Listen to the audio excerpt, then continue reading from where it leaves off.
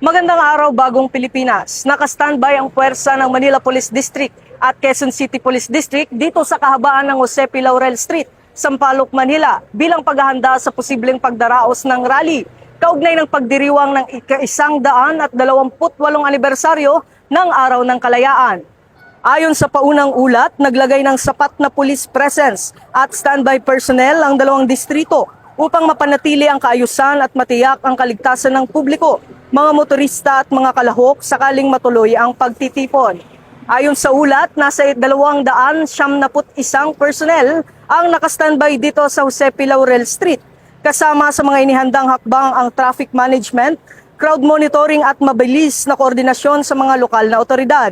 Pinayuhan naman ng pulisya ang mga dumadaan sa lugar na asahan ang posibleng pagbagal ng daloy ng trapiko at sundin ang mga rerouting o traffic advisories na ilalabas kung kinakailangan. Wala namang naiulat na kaguluhan sa lugar ng pag-uulat at nananatiling nakahanda ang mga puwersa para sa anumang development kaugnay ng selebrasyon ng Araw ng Kalayaan.